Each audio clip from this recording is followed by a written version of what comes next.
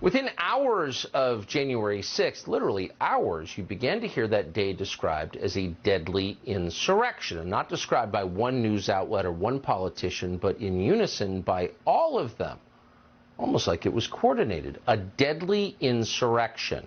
That's how history may record January 6th. But the tape that we reviewed from within the building on that day proves it was neither an insurrection nor deadly. Here it is.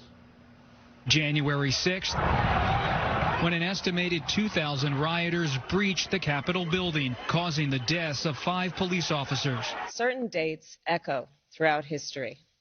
December 7th, 1941. September 11th, 2001. And January 6th. The mob beat officers with anything they had on them. Hockey stick, a flagpole, a fire extinguisher. Police officers died. Donald Trump supporters who, of course, rioted and killed police officers. By the evening of January 6th, the Democratic Party and its publicists in the national news media had settled on a description of what had happened that day. They distilled an enormous number of highly complex events that even now we don't fully understand, into a single emotionally laden political slogan, which they've repeated for years with remarkable discipline.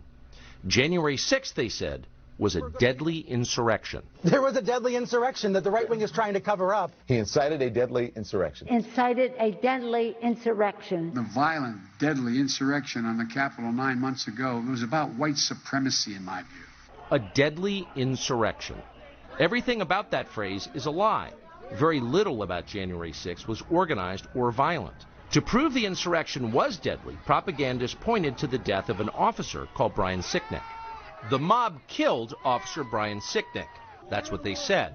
It was their single most powerful indictment of the January 6th protesters and of Donald Trump and of Republican voters nationally. They repeated that claim for years. They are still repeating it. At first, they told the country that Officer Sicknick was murdered with a fire extinguisher. Officer Brian Sicknick died after being hit in the head with a fire extinguisher during the fight. That story came from the New York Times, which is effectively the assignment editor for most of the rest of American media. It was a lie, untrue in any way. But only after that lie had hardened into conventional wisdom did the newspaper bother to retract it. The New York Times has quietly retracted its story about the death of Capitol Police Officer Brian Sicknick. The damage had been done.